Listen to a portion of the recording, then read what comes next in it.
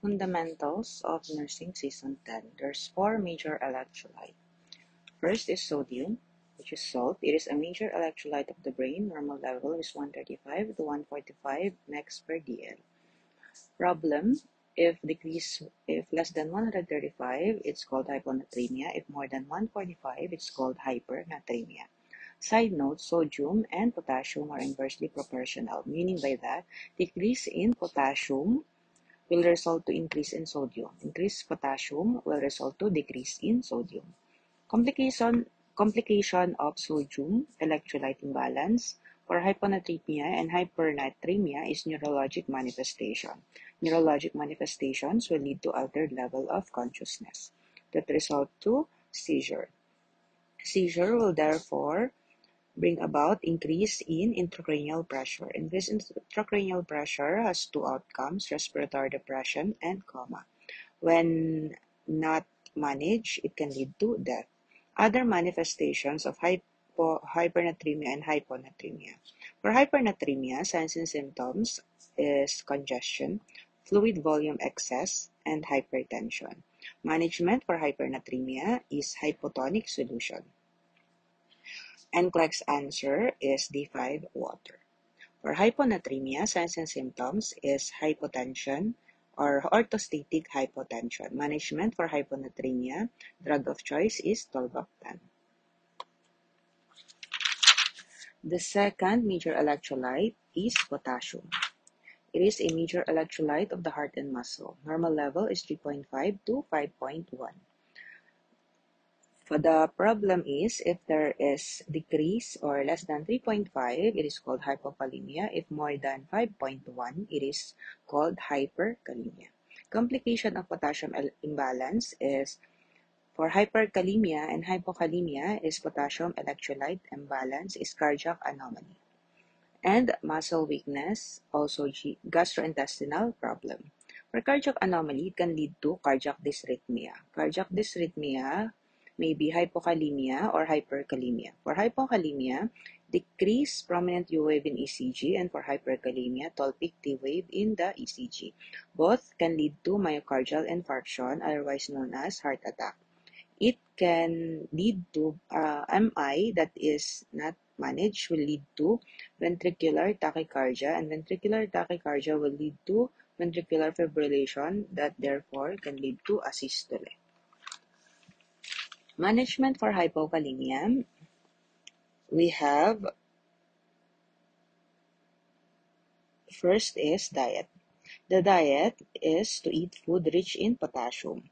There's mnemonics PABOS, meaning potato, avocado, banana, orange, watermelon, and strawberry.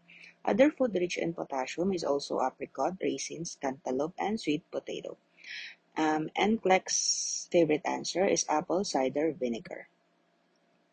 Number 2, management for hypokalemia is avoid potassium-wasting diuretics. Avoid. So example of the potassium-wasting diuretics that needs to be avoided is bumetanide or Bumex. 2 is hydrochlorothiazide or HCTC. Tip to remember for HCTC, watch out for hypercalcemia because the side effect of hydrochlorothiazide is increased calcium level. Number 3 is mannitol. Tip to remember for mannitol, it is a drug of choice for cerebral edema.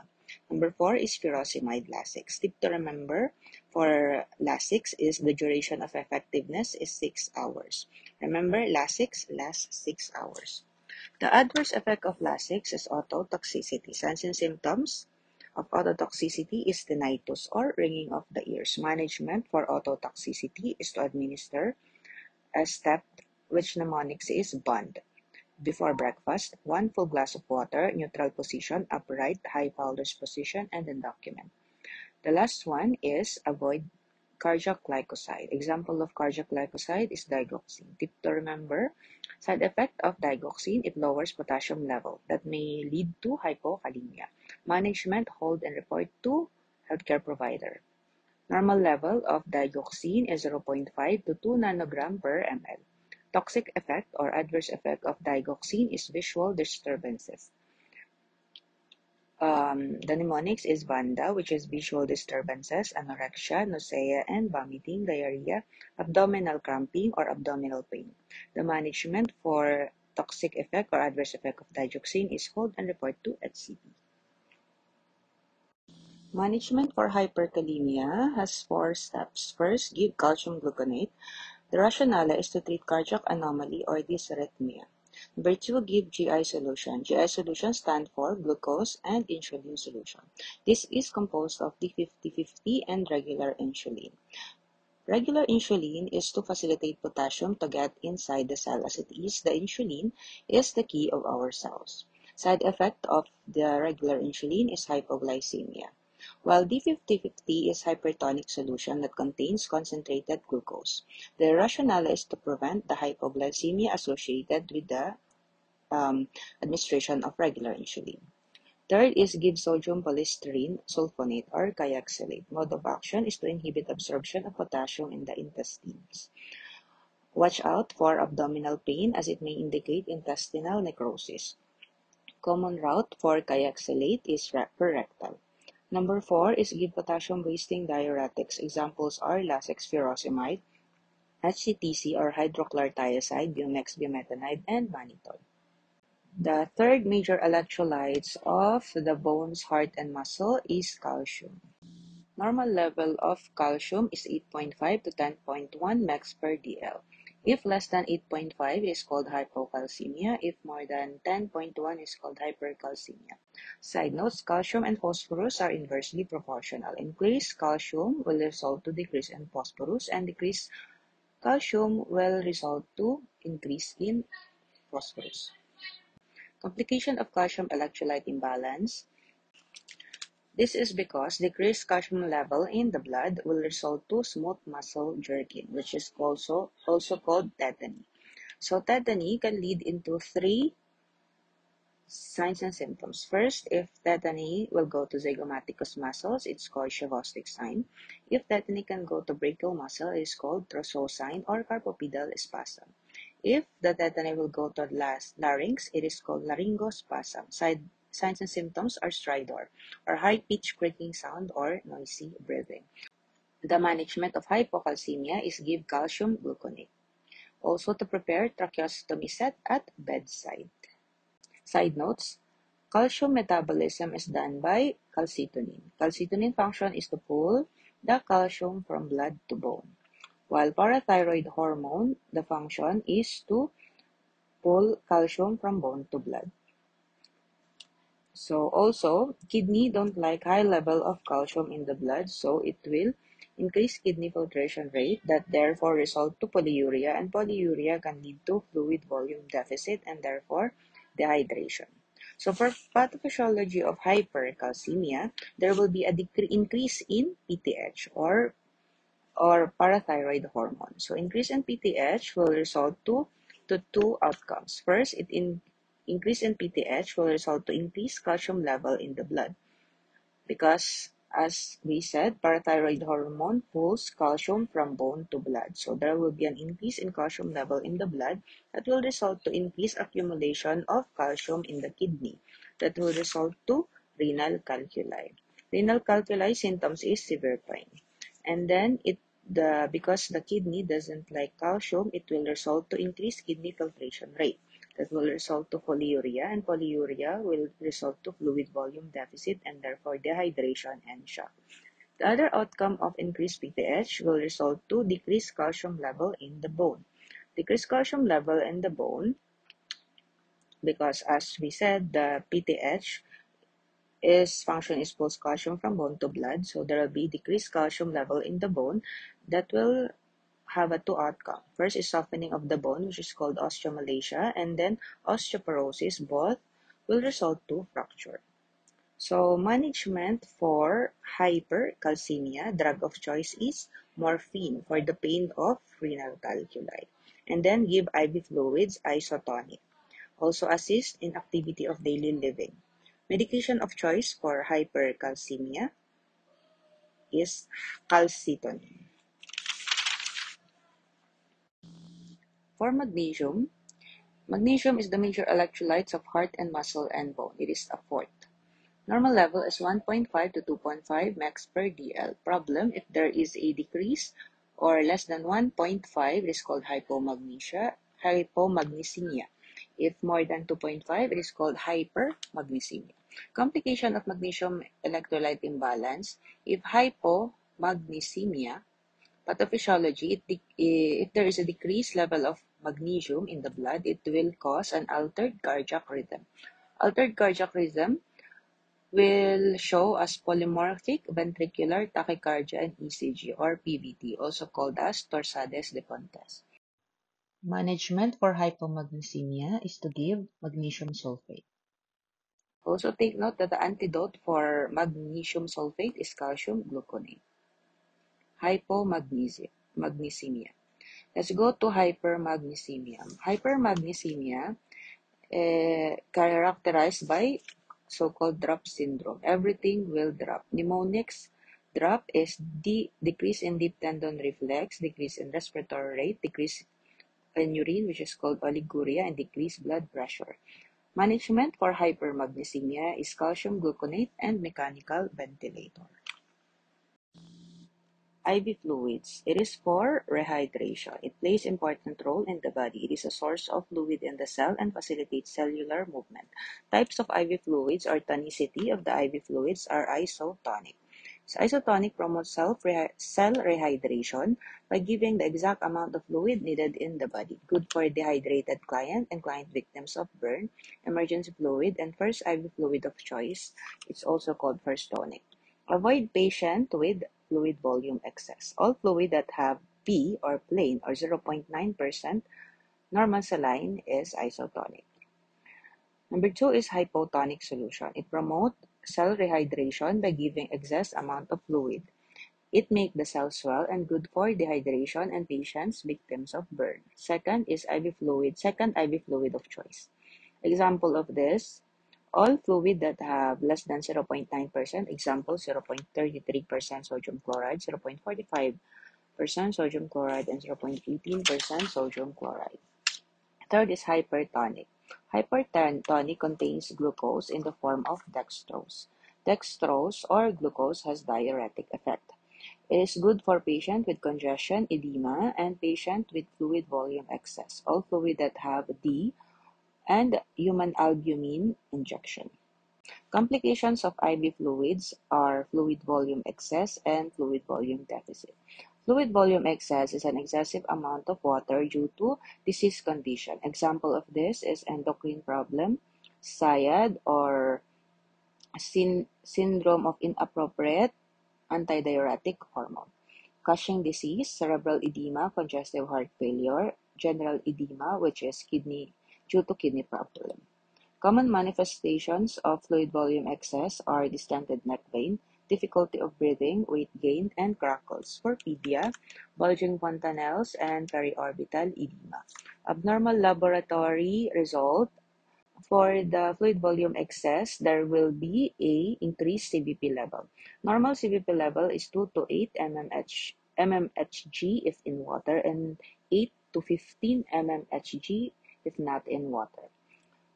Hematocrit level will decrease, which is called hemodilution. Normal level of hematocrit is 36% to 50%. Third is creatinine. For fluid volume excess, there is an increase in creatinine level. Normal level is 0.6 to 1.2. For BUN, there will be a decrease in BUN level for fluid volume excess. Normal level is 10 to 20. Side notes, for CVP, it is a volume of fluid that circulates in the heart, while hematocrit is a blood concentration. Hypertonic contains glucose in the form of dextrose, or which is D. Then glucose has a diuretic effect. Management for fluid volume excess is hypertonic. Other management is to give diuretics that kidney don't like, such as glucose and calcium. It increases the kidney filtration rate that lead to polyuria, fluid volume deficit, dehydration, and shock. Second is fluid volume deficit. Fluid volume deficit is a decreased water in the body due to disease process or condition. Example of this is due to dehydration, diarrhea, burns, diabetic insipidus, hyperemesis gravidarum, Addison's, pyloric stenosis. Common manifestations of signs and symptoms is flat neck vein, weight loss, xerostomia or dry mouth, dry skin. Porphyria, sunken fontanelle, sunken eyeballs.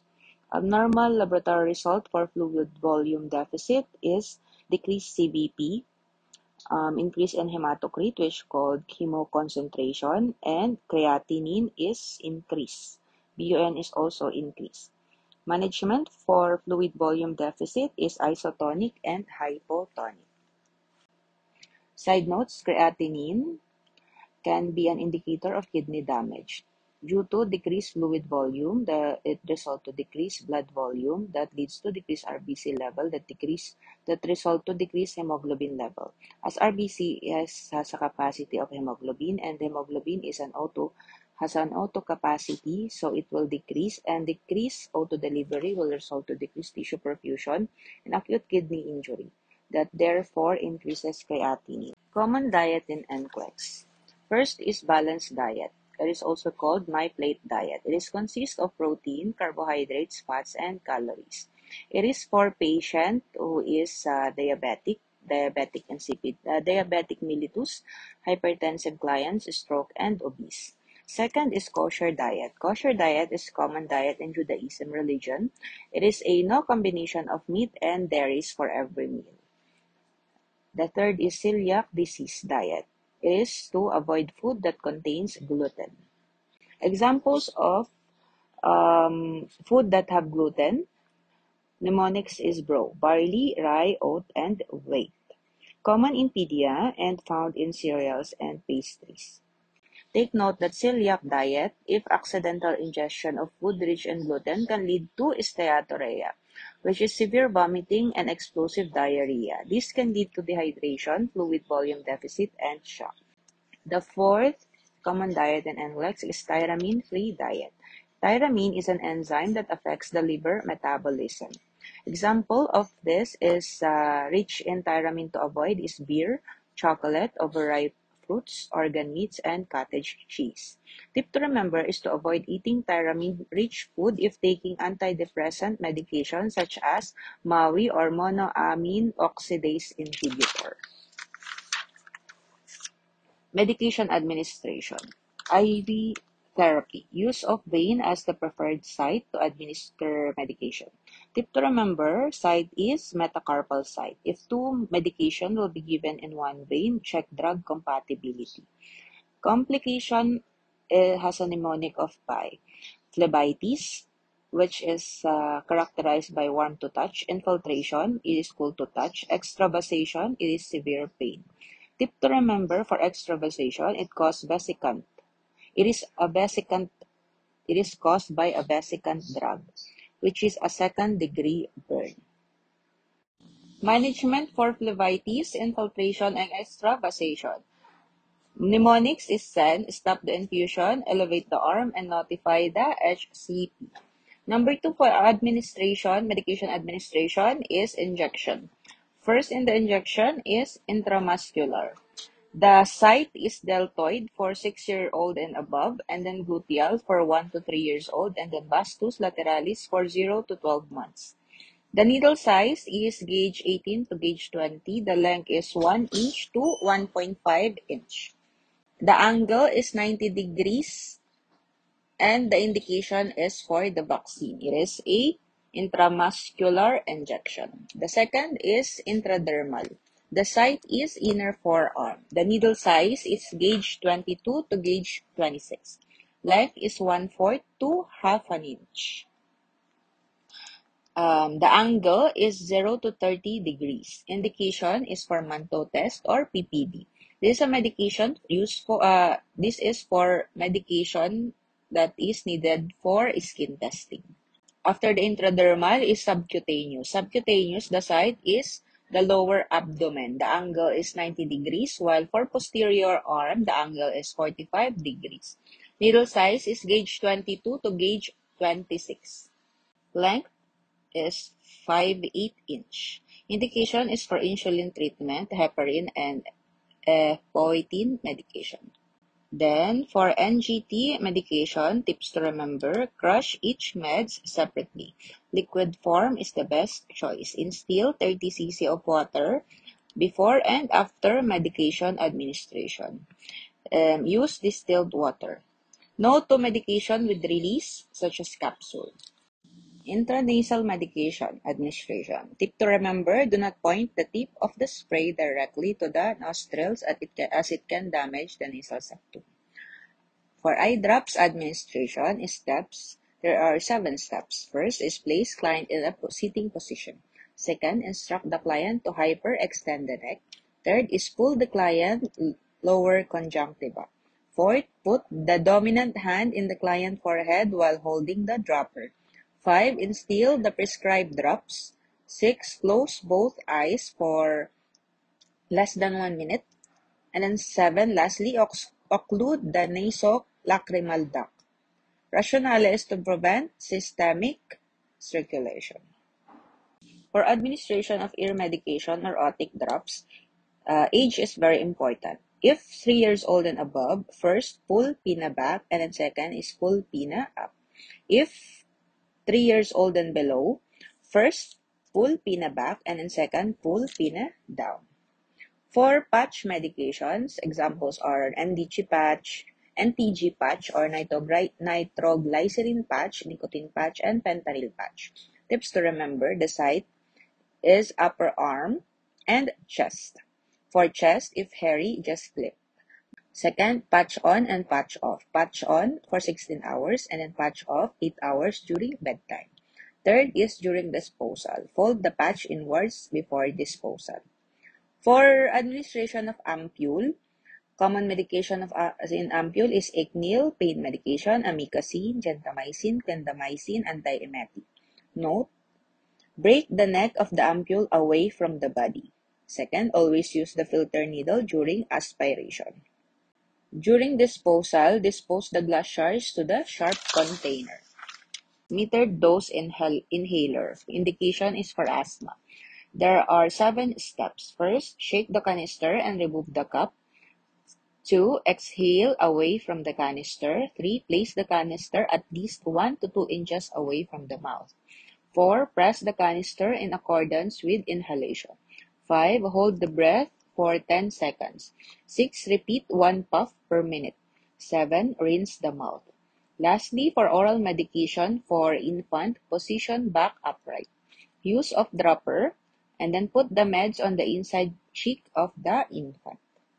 Basic ECG, understanding the ECG wave. So for the slopes, we have P wave. P wave is an atrial contraction or depolarization. It can be auscultated as S1 or the sound lobe, indicates collection of blood in the atrium, indication that atrium is working normally.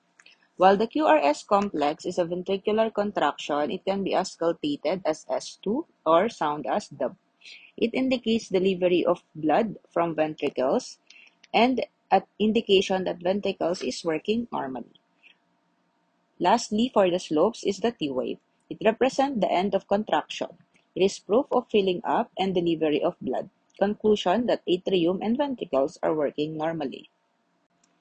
So, for the legend, ECG wave has slopes and flat lines. Slopes have 3, which is the P wave, the QRS complex, and the T wave. It means contraction, or otherwise known as depolarization. For flat lines, there is 2 flat lines, which is the PR interval and the ST segment. It is for relaxation, and other term is repolarization. Side notes, atrium collects the blood, ventricles pumps the blood or delivers blood. S1, S2 is a normal heart sound, while S3 and S4 is indicative of heart failure. For atrial problem, it's called atrial fib, Atrial fibrillation is quivering rhythm. while atrial flur or atrial flutter is like a sawtooth rhythm. While supraventricular tachycardia characterized by a large P wave, while ventricular problem has 2, ventricular tachycardia and ventricular fibrillation. The flat lines are PR interval and ST segment. For PR interval, it is in atrial relaxation or repolarization. There are boxes in the ECG tracing. Per box, it is 0.04 seconds.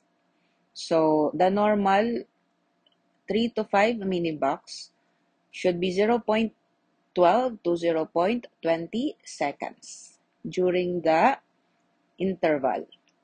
So problem if there is a prolonged PR interval or if more than 0.20 seconds, characterization of heart block. So after PR interval is ST segment. ST segment means ventricular relaxation or repolarization. The problem if there is an ST segment elevation can mean myocardial infarction as there is a ventricular compensation. For the dysrhythmias, first is the one that is sensitive to potassium. For hyperkalemia, there's tall peak, T wave, while hypokalemia is prominent U wave or just an inverted T wave. Side notes, to know the heart rate of the patient in ECG, 1 QRS complex is equivalent to 10 beats per minute. So in bradycardia, there is P wave, there is QRS, and there is T wave. Example, there's 3 QRS, so it is equivalent to heart rate of 30 beats per minute, so it is called sinus bradycardia. Normal heart rate is 60 to 100. So less than 60, it is bradycardia. So in the ECG wave, it is called sinus bradycardia. The causes is usually myxedema or hypothyroidism, aging process, and those athletes. Management for sinus bradycardia is atropine sulfate. Other management is Trendelenburg position. For sinus tachycardia, if there is 11 QRS, so it's equivalent to 110 beats per minute. So the causes for sinus tachycardia is high intake of caffeine, Graves' disease or hyperthyroidism, stress, and anxiety. Management for sinus tachycardia is beta blockers or those with olol, and calcium channel blockers, those with mnemonics, a very nice drug, or amlodipine, verapamil, nifedipine, and diltiazem. For normal sinus rhythm are those with P wave, QRS, and T wave. Heart rate within 60 to 100. Like for example, if there is 6 QRS, it is equivalent to 60 beats per minute. Therefore, it is sinus rhythm or normal sinus rhythm. Management is to continue monitoring the patient. Side notes, if no presence of P wave, it is atrial problem. So let's move on to atrial problems. Atrial flutter has no P wave, but there's QRS and therefore no T wave. ECG tracing shows sawtooth rhythm. While the atrial fibrillation, there is no P wave also, but there is QRS and there's no T wave. Tracing that you will see in the ECG is quivering rhythm. For pathophysiology of complication of atrial flutter and atrial fibrillation, first, AFib and AFLUR will produce problem in filling up blood in the heart. That therefore leads to blood stasis. Blood stasis will lead to hypercoagulation and will produce thrombus formation. Thrombus formation that goes to the brain will cause a stroke. Thrombus formation that goes to the lungs will cause pulmonary embolism. Thrombus formation that will go to lower extremities will be deep vein thrombosis. Management for AFib and AFLUR, drug of choice, remember, is paquin, procainamide, and quinidine. Paquin, procainamide, and quinidine. Other management are anticoagulant, antiplatelet, and thrombolytic such as kinase. Let's move on to the third atrial problem, which is the supraventricular tachycardia. For supraventricular tachycardia, there is tall peak P wave. QRS is present, but it is a narrowed QRS. That is the hallmark sign, narrowed QRS. There is no T wave. Management for supraventricular tachycardia or SVT, Drug of choice is adenosine or adenosix because initial dose is 6 mg. Second dose is 12 mg and third dose is 12 mg. Steps in administering adenosine: give 1 to 3 seconds, followed by 20 ml of plain normal saline. Wait for any improvement, 1 to 2 minutes, then give next dose. Take note, after third dose, no improvement, the management is report to healthcare provider. Other management, first and initial, is vagal stimulation, which is the carotid massage. For premature ventricular contraction, the ruling, PVC is reportable if first 3 in a row. The second is for 1 full minute, there should be 6 PVC, so that will be reportable. Again, there's 2 instances where PVC is reportable. First, 3 in a row, and second, 6 PVC in 1 full minute. Management for PVC or premature ventricular contraction is lidocaine. Let's go to monomorphic ventricular tachycardia and polymorphic ventricular tachycardia, otherwise known as torsades de Pontes. This 2 ventricular tachycardia has no P wave, no QRS, and no T wave. The cause for polymorphic ventricular tachycardia or torsades de Pontes is hypomagnesemia, low magnesium. Management for both VTAC or ventricular tachycardia, whether monomorphic or polymorphic, first is to assess presence of pulse. If with pulse, give lidocaine. Give magnesium sulfate and report to healthcare provider.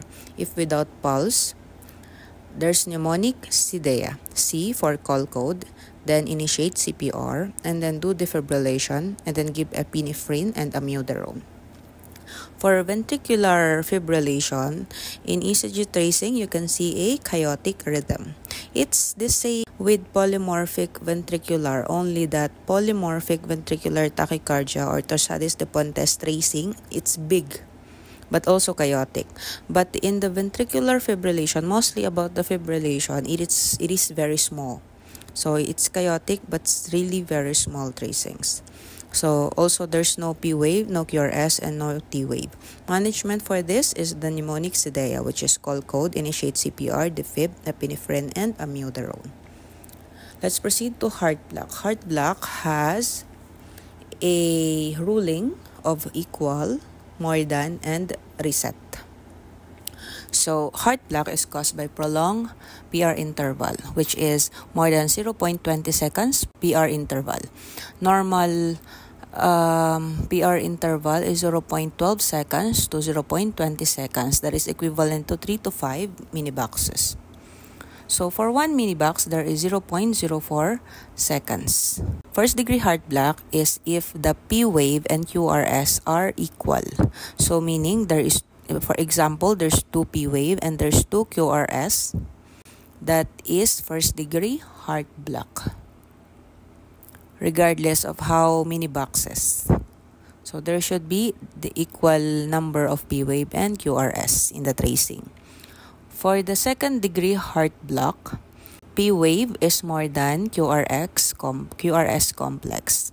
Example, there is like 4 P wave in one tracing and there's 2 P wave. So P wave is more than the QRS complex. It is called second degree heart block or Mobitz. Second degree heart block, Mobitz. The other second degree heart block is if the heart block has a restart or reset in between. So meaning to say there is two heart block, but in between there is a normal one. So it's called second degree heart block Wenckebach. And there's a third degree heart block, which is just a wave of like a wave tracing. So the management for all heart blocks is report to healthcare provider and give atropine sulfate. Let's go to ABG interpretation. Arterial blood gas to check for oxygen and carbon dioxide balance in the blood. Diagnostic test for ABG is the Allen's test. Purpose is to check the patency of the radial and ulnar artery. Interpretation steps. First, know the normal values. pH is 7.35 to 7.45. Problem for this, if less than 7.35 is acidosis, if more than 7.45 is alkalosis. While the HCO3 or the bicarbonate, normal value is 22 to 26. Problem, if less than 22 is acidosis, if more than 26 is alkalosis. Tip to remember, bicarb is alkaline in nature. Also, it is to neutralize the acidity of the blood, and it is produced by the kidney. PCO2, normal is 35 to 45. Problem, if less than 35 is alkalosis, if more than 45 is acidosis. Tip to remember that CO2 is acidic in nature, or carbon dioxide is acidic in nature. Side notes, there is normal acidosis and normal alkalosis in NCLEX. So remember that pH boundary is 7.40. The normal pH value is 7.35 to 7.45. But in NCLEX, there is normal acidosis and normal alkalosis. For normal acidosis is 7.35 to 7.39. Normal alkalosis is 7.41 to 7.45. So the one in between pH boundary is 7.40. Check the pH level to determine if acidosis or alkalosis. Remember that pH more than 7.45 is alkalosis and pH less than 7.35 is acidosis. The third step in interpretation is pair the pH to a similar parameter. Example, HCO3 is metabolic and PCO2 is respiratory. For the compensation, first step, if pH is normal, it is fully compensated. Second step, if pH is abnormal, it is uncompensated. Third step, if all is abnormal, pH, SCO3, and PCO2, it is called partially compensated. So again, for the compensation, first step, if pH is normal, fully compensated. Second step, if pH is abnormal, uncompensated. And third step, if all is abnormal, pH, CO3, and PCO2, it is called partially compensated. Proceed to safety and infection control. Airborne precaution. It is an agent mixed through with the air particles and is contagious. Disease under airborne precaution, it's Koch disease or TB, SARS, varicella, herpes zoster, rubiola, or measles. Management, first is PPE, which is N95 and HEPA mask. Second is private room with negative pressure. And third, during transport of the patient, put surgical mask on the patient. The second one is droplet precaution. Under droplet precaution, diseases under it is the pneumonic dropletism. D for diphtheria, rubella, oropharyngitis, pertussis, and pneumonia, Legionnaire's disease, which can be caused by aircon, erythema infectiosum, tonsillitis, influenza or flu, scarlet fever, mumps, and meningitis. Management for droplet precaution is PPE, which is surgical mask. Second is social distancing. Social distancing 3 to 6 feet, which is 1 to 2 meters. Third, can cohort as long as the same etiology. Let's proceed to number 3, which is contact precaution. The disease under contact precaution, mnemonics is CRIB MVH. C for Clostridium difficile, rotavirus, impetigo, bronchiolitis or RSV, respiratory syncytial virus. This is the only respiratory disorder that under contact precaution. MRSA and VRSA and varicella, Hepa B, C, D, G, and herpes zoster. Management for contact precaution is PPE, gloves, and gown. And then put to private room. They can also cohort with same etiology. But additional side notes for Hepa B, add PPE, which is the goggles. So aside from the gloves and gown for Hepa B, also the goggles. The last one is enteric precaution. Enteric precaution is through fecal and oral route. This is under enteric precaution is Hepa A and Hepa E. Salmonella. Salmonella is caused by unsanitized food preparation, and Shigella, which is caused by unsanitized beverage preparation. Management for enteric precaution is PPE, gloves, and gown.